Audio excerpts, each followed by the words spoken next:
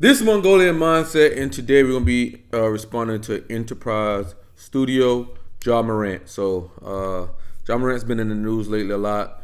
He's the NBA player who has a contract extension for over $200 million, and he's been spotted with guns. So, I mean, the joke now is everyone's calling him WICK. Okay, so yeah, we'll do WICK for you today, man. Uh, Let's see. Personality database. Our sworn enemy, aka the monkeys, has him as an ESFP. Okay. ESFPs. Let's go to the chart. ESFPs are initiating. They're informative. They're pragmatic. They're interest based. Their progression. Their TEFI and their SENI. Okay. That's what ESFPs are. So let's get into it. And we are still doing the free typing sessions. All you have to do is join our Facebook group or Discord and message Cody, one of our moderators, with your availability, and we'll try to get that done. We have Dario Nardi this weekend. So drop questions below that you would want us to ask Dario Nardi. He's the author of Neuroscience of Personality, the author of The Magic Diamond. His courses on Udemy are phenomenal. I'm into the 4th course now, and Dario just keeps everything very crisp, clean. It's not hard to understand. But yeah, let's get into this. So you have initiating versus responding. That's one of the metrics. So that's basically going to identify somebody an extrovert or introvert. So initiating is going to be like, they pretty much be more gregarious. They don't mind changing the subject, taking the lead. The extrovert's brain have a wiring where things are closer up front, so that allows them to respond a lot quicker. As in, the introverts are responding, so the information has to travel to the back of the brain, and then that's why they reflect or whatnot. That's going to be more of the responding. They're going to stay on topic, not change the subject at all. Then you have abstract versus concrete. Are they focused on the what if, the possibilities, philosophies, metaphors, figurative expressions, or are they focused on the what is or what was, the past experiences? Pretty much staying dry. Then you have systematic versus interest. So systematic is the best way to do something. They're looking at metrics or they're looking at metrics or structures to get control of their life. So they'll be implementing them, or they'll be talking about those. And then you have interest and motive. Are they talking about what other people are doing? Not other people doing, but what are they talking about other people's behavior? Why someone will be doing something? Are they looking at the motives behind people? Motive people tend to change things up day to day based off the interest of things. They know what they get out of a situation. But basically, they're going to be like looking at people's motives. Like when I'm with my cousin, my ESAP cousin, and we go out, dude, he's literally always, man, you see that guy? Man, he did this, and I'm just like, bro, what are you talking about? It goes clear over my head. Then you have direct versus informant. Are they specific, concise, and to the point? Or are they beating around the bush? Are they giving extra words? Are they allowing somebody else to choose the role in the conversation? Sometimes it's kind of like what are they saying? Very hard to understand sometimes. Direct people generally like to tell people what to do, unless they are the responding direct types, and in that case, they will generally like to tell people what to do instead of them being told what to do. Informed people don't like to tell people what to do. That's why they're informative. They want to give you information and allow you to make the decision. Then you got the pragmatic versus affiliative. Pragmatic is all about like a utilitarian mindset. They're going to be individualistic. They're going to be rebellious. They're going to be contrarians. They're going to break rules and then ask for forgiveness. As an affiliative. Affiliative is all about the group, the collective. It's interdependent. It's about cooperation. Then you have outcome versus progression. Where they're looking at. Outcome people are always looking at the outcome. They're always looking at the end product. They're guided to the end product. While progression, they're all about the journey. That's what they're all about. How things flow. I always say outcome people are kind of like screeching stops when they talk. It's just outcome, outcome, outcome sometimes. And then progression people are like a wave. It just flows well. Then you have SENI. So SE is all about manipulating the environment. Then we're talking about what other people are doing in situations or when they recant memories. It's more of a third person perspective. NI is the best path forward, what they will do, what they want, what's the future for that. And then you have SINE. SI is all about the past. It's all about comfort. It's all about relaying on something from a past experience. Then you have NE, and that's practically what is possible. Like that's NE for you. Then we're saying a lot of what ifs, giving people options, especially NE parent. They love to give people options. And then you got TEFI. TE is all about outside sources. These people are going to be tending to like reference sources when they talk. They'll be like, "Oh, I got this book from." We'll say, "I heard this from this quote from Robert Greene." Reference Robert Greene, or they'll reference Malcolm Gladwell, or they'll reference like another person. Not some more. TI is all about like the internal logic, so they don't reference as much. And then you have FI, what's important to them. And then you have TI versus FE, and that's basically understanding. TI digs a little bit deeper and is to understand the logical frameworks, and FE is about understanding people. So let's get into this. And please subscribe. That helps us grow the channel. That helps us grow the group. And like we said, we're all about growing the Mongolian Mindset, this self-development group. It's all about making you the best version of yourself. We don't care about nothing else. So join if that sounds like you, and you want to be the best version of yourself, and you want to be better than you were yesterday or last year, and you want to be somebody of significance. That's what we're doing over here. Year 4, those younger guys, they're going to be sending like I'm about to play John Morant. Yeah, they gonna get cooked too.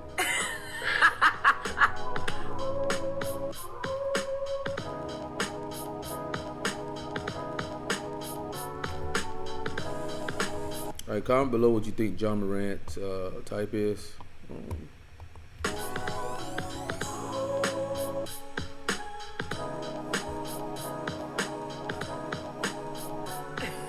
What up? We are back at it. You and me once again, bud. This is like our annual interview tradition. We always do one. Yeah. Anniversary. How you feeling? Vegas is something. Vegas is hot. It is so hot. What is it? We're at 100 today, right? For sure. And 20. So we're at 200. Didn't say his name, but John Morant, everybody. Give it up for John. We do these all the time, but you're certainly much richer this time. Big money. Congrats on that. Likely and he's about to mess it all up. Be up to what? 231 million, your extension. Gonna be gone in smoke. It's a lot of money.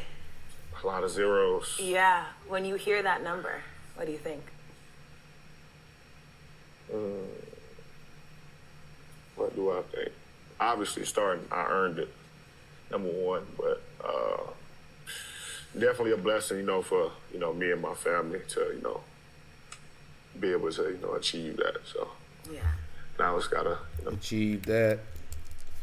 I'm gonna hit him for TEFI because he said I earned it and achievement. So I'm just gonna hit him for one TEFI there. Keep it going. Do you think it's really hit you though, that that's what you're going to be making? Yeah, I feel like once it did, I was in Utah. I actually was sitting on the balcony, I recorded a little video and sent it to my mom, dad, and little sister. Like, we made it. I felt like, that's when it, kind of hit me that, I just signed, for a lot of money. Yeah, yeah. But I think everything be weird, for me, like achieving goals and stuff is like, it'll be a random time. Like I can be in a drive-through line and it might hit me or something. So I'm pretty sure it'll, come around again. Yeah. Achievement, goals, TEFI. Well, because I saw you talking about that moment on the balcony where you recorded the video, sent it to your family, and you had that moment with them.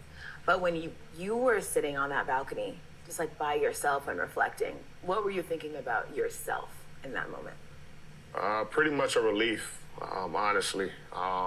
obviously, I feel like, every, top pick, coming into, your last year, year 4, your goal is to, get another contract. That's outcome. Really, I feel like that's for everybody in the league. So, going into year 3, that off season before, I put a lot into like, we need another contract. I was working hard. But what the fuck is he talking about? Putting informative with an asterisk. What the hell is he talking about? Talking with my family, about continuing to stay in the gym, staying locked in. Had a great year, and the contract came. So had a great year, and the contract came out. Cool. It was definitely, like a relief, and it's like, all right, now you can just, do what you do best, and that's, play basketball. Yeah. Does this ever feel surreal for you, or have you always said, like, this is what my life was going to be? I could say both. Honestly, basketball, I always wanted, to play at the highest level. It was my goal to play at the highest level. Play at the highest level, TFI, come on. I can't say, I always thought, this is how my life would be. But, I'm extremely happy and, blessed to, be able to, live this life and play the game at the highest level. So. Yeah, and now we're getting, what, $500 tips to the waitresses, which you did all the time. Like, you have always been a very big tipper. But in that moment, it felt like it was a little more special. For sure. It was actually just chilling in Dallas, and, I did a tip. I felt like, it was the first time where I ever had somebody, react that way. Pretty much. Like, she actually ran around the restaurant. After that. React that way, S-E-N-I. The whole time, she's just like, can I shake your hand? Can I get a hug? And she like, I don't ever want to wash this shirt again, so hopefully she put it up on her wall somewhere. So. Yeah, and now she will be a Grizzly fan, like, forever. For sure. She got to be. Yeah. No other team. Yeah. And that's, I think, a really special thing that you do with a bunch of people. You create these moments, like, even in your camps, when all the kids show up, but you're, like, dunking with them, you're gritting with them. Like, they're going to think about that forever. For sure. Experience, you remember forever. Yeah. So one people thing about experience to live forever, that's S-E-N-I. You live life. You have a very fun life. And you were certainly the topic of a bunch of things on social media because you were going on IG Live and showing everyone the fun you were having. What did you think about the reaction that people had to you being on IG Live? That's a good question. That's your problem now, on IG Live. I honestly just feel like, in my job, my profession, that I feel like, people kind of think, we're not human as well. Talking about what other people think, that's T-E. Pretty sure I'm not the only one who goes and have a drink. So, but because I'm on IG Live and, fans around the world, see it, I feel like they kind of, blew it up. Like, some was, Ja having the time of his life, he's living, which, I feel like I should, I achieved my dream. I feel like every day you should celebrate my dream. Life, especially if you wake up that morning. I feel like you can, That's more S-E and that's T-F-I. Get them off the board for T-F-I. Okay, Ja. You're a T-F-I user. With that being said, that eliminates all the TI users, INFJ, ENFJ, INTP, ENTP, ISFJ, ESFJ, and ISTP and ESTP. So we're looking at a TI user, T user. We're looking at a T user, and he seems informative. You could never take life for granted. So, that's why I always preach to, my family and everybody, to always, be themselves and, enjoy life. But then you have some that's, always going to be negative. Yeah. And I feel like you just be like, all right, oh, well, I'm going to do me. So I'm going to do me. After, I did that live, that's, I'm going to do me. Yeah. Oh, well, that's pragmatic. I'm going to do me. Okay, rebellious. I'm gonna do me. I'm going to say that's F5 too. I think you also even tweeted just about, like, you were going to be who you are, like how you mentioned. But do you ever feel like, okay, if I'm doing this, and even though we all know you're in the gym, I know you're in the gym every day, but there's something to people not seeing you in the gym that makes them think that you're not. Like, how do you combat that? Now I have my mans now who, follow me around, everywhere I go. So shout out to Nye. now I can have, that footage. Say if I want to post, I can post almost every day if I wanted to. But so that's interest. I just don't feel the need to. But, sometimes I feel like, I have to let everybody know. Yeah. And then, from, my side, my trainers, my friends, they always make sure, I'm in the gym and they actually be in the gym with me working out. I feel like we all, hold each other accountable. And then to the Grizzly side, as well. I feel like, we all share that mindset to, always wanting to be better. Yeah. And I'm just not going to post being in the gym every day. Right. Because you're like, I'm clearly in the gym. Yeah, for sure. Yeah. You will wake up every morning and go to the gym every single day. Okay, that's fair. What do you think your relationship is with social media? Like, what does Twitter do for you? For me, a lot of things. You get to see, what's going on around the world. It's opportunity for, me to speak up on, Opportunity, interest. Things I believe in, things I don't. Things I believe in, that's FI. I do like. FI. And, also to, promote my brand. Ooh, promote my brand, that's TFI again, and interest. Which is me on my brand, so. Yeah. Which is me on my brand. Come on. I feel like, it helps a lot. Obviously, social media can be draining for a lot of people. Highs and lows. Me personally, honestly, I could get rid of it, but, I'm just, a guy who, allow people, who are fans of me, to see, what I'm doing. I tweet certain things, maybe it's song lyrics or prayer or something, or even something me and, my group has talked about pretty much. So, and it can be an outlet to some, who don't, want to talk to people in person. So when you talk about like the highs and lows of social media, how easy is it for you to block out what people say about you, or how difficult is it? Do you get caught up in it sometimes? I definitely see it. I give a lot of credit to my mom for, keeping me, kind of in line with it. But then sometimes she gives me the go ahead, like, all right. And then sometimes I won't even tell her, and I just go ahead and do it. And then she'll be like, nope, delete it. Pragmatic. Yeah. But, it's definitely hard. You see everything now, technology, social media is so updated to where, like, I can get on my Twitter and it got, like, a section of my name, and then you see just all the tweets about me, pretty much. So I definitely, I can't block it out, but I feel like, you just got to pick and choose. You have to be smart on, what you, say, what you react to, and, what you let get to you. Obviously, it's always going to be haters, but, that's come with, you being you and being successful. So, I just you being you and take being it for what it is. What have you learned to be the things that you want to give no energy to, and the things that you decide to give energy to when it comes to what happens online?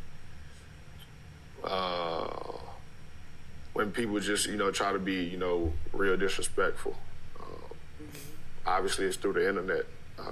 If I say anything on there, it's giving them exactly what they want, and that's more likes and retweets. Obviously, exactly what they want. That's interest again. Actually, I'm not going to see them. It's just going to be back get out and of forth. And, that's just something, I'm not interested in going back and forth with somebody. Yeah, so yeah. I definitely, I might say a couple things, but then I'm going to stop eventually. Yeah. One thing that I'm going to go back and forth on pragmatic. I think everyone was talking about was this discourse that happened with your dad, T, who is the greatest human ever. But people were talking about him being on the sidelines, and so then he decided next game to wear the shirt that said "Proud supportive Black dad." Why do you think it was important for him to be able to speak on that as well?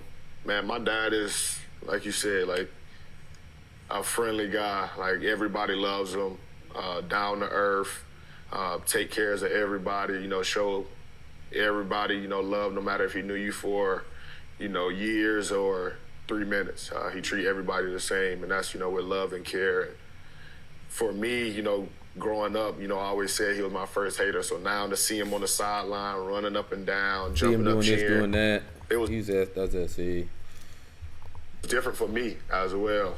But now it's like, all right, now he's kind of, you know, showing me, and now it gave me, you know, even more confidence when I'm out there playing that, all right, if he's cheering and he's happy, then I know I'm doing something right. But for him to, you know, receive, you know, the stuff people were saying about him, about, you know, having his cup on the sideline, like, he's a grown man. Like, he does what he wants at the end of the day. But I feel like, you know, every child, do you know, what he wants. That's individualistic. He's talking about being individualistic. Support from their parents. And I don't see, like, how you get bashed for being, you know, a supportive, you know, father, or even if it was a mother, getting bashed for, you know, showing love to your child and supporting them and, you know, riding with them till the wheels fall off. So he's not the one to, you know, speak up too much on it, but that's why I'm here. I will for him. So. No, for sure. I'm the enforcer. I will. Okay, because I'm pragmatic. That's TFI. So he's pragmatic. So MORANT is Prag. Obviously, WICK is pragmatic. Go figure. So we're down to TFI in pragmatic. That means we're down to 4 types: entj, isfp, intj, and isfp. He's coming off informative, so we're gonna be down to the SFPs. I'm gonna be out of here quickly on this guy. Can you also, I mean, I don't know if people fully understand, you know, obviously the role that he's played in your life as your dad, but also why you making it to the NBA and being a star is super special to him because of the past that he has also had in basketball. So if you could explain that. It's pretty much like, you know, I'm living, you know, both our dreams out. You know, he had that opportunity, and, you know, instead he took it to, you know, stay with me because I was, you know, about to be born, which is something, you know, most people wouldn't, you know, I don't feel like it would be an easy decision for, you know, most. Like, you have a career, your goal where you wanted to achieve, but you have, you know, a child on the way, and you took that instead. So I know it was, you know, definitely a tough decision, and he made that decision to, you know, be in my life, which, once again, I feel like, you know, every child needs. And as far as, you know, living out the dream, it's crazy. You know, we both, you know, have our moments about, you know, me being in the NBA, and then now it's not only me being in the NBA, but, you know, a top player in the league as well. So it's definitely something, you know, we're both, you know, proud about. But yeah, I'm slapping the for informative here. Okay. Informative. We're down to ESFP or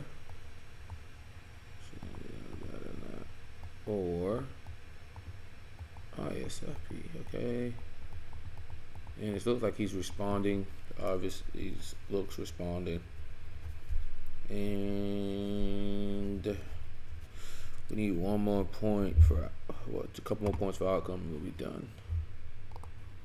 He's outcome focused. He's ISFP. We played one-on-one. You know, I would kill him. You know, it's so outcome funny. there. If we play one-on-one, I'd kill him.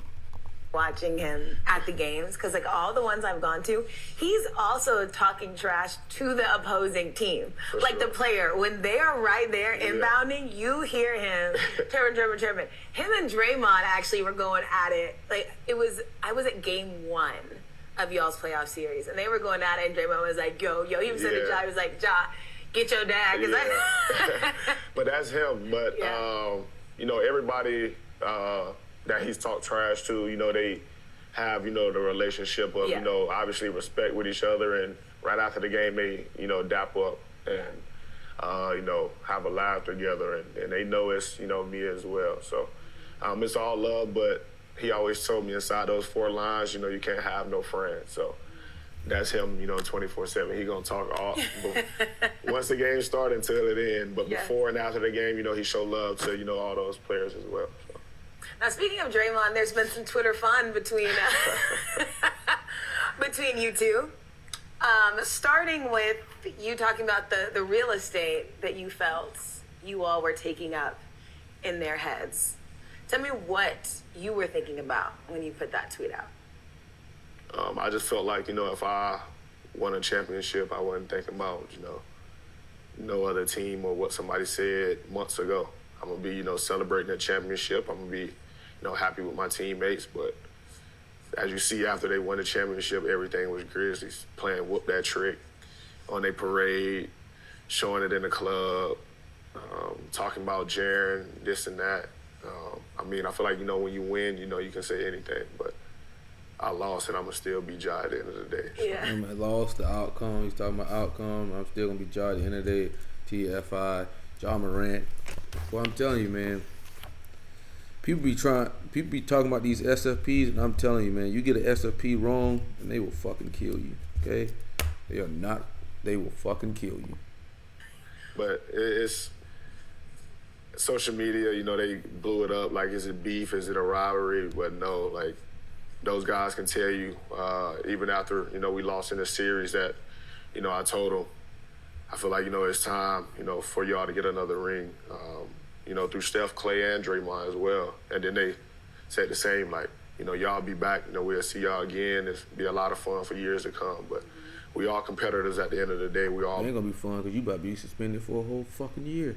Battling, in this league to, be the best we can be and to win championships. And that's what comes. Win championships, outcome, and he's just with it. So, yeah. Yeah. So you're saying after that series, you knew, like you said to Steph and them, you're like, it's time for y'all to come and get that. For sure. Honestly, I felt like, coming out of that series, whoever, it was the favorite, to win the championship. And, with Golden State, outcome well. They've been, a dominant team for years. And, now having their, 3 core guys back and battling with us, you definitely can see that. Experience definitely comes into play. I actually was, a fan of the Celtics as well. So that series, I didn't pick nobody to win. I was just like, man, I want Game 7. Whoever wins, wins. I'm a big fan of Tatum. I was actually DMing him as well. Congratulate him on the wins. And, like, we're young. So, it's definitely, times where, the league is in good hands with, the young core, pretty much. So I was congratulating him and, kind of hoping, he definitely, won him a championship, to start it for this, younger generation. So. Mm-hmm. Now, when you talk about the Warriors... That's how outcome and interested. We're done. He's ISFP. Ja Morant. Ja WICK. So we got Ja Morant as a ISFP. Personality database got that wrong. Ja Morant is responding, obviously. You guys saw that. He is responding. And he's also outcome focused. Okay, he's looking at the end product. Everything is to get to the end product. Okay. So Ja Morant, ISFP. And we got to give y'all all of what ISFPs are. They're concrete, obviously. Ja Morant was very concrete. He was responding. He's informative. He's interest. Talked about that quite a bit. He's pragmatic. He's outcome. He's SENI. Okay. And that's Mongolian Mindset, and we're out.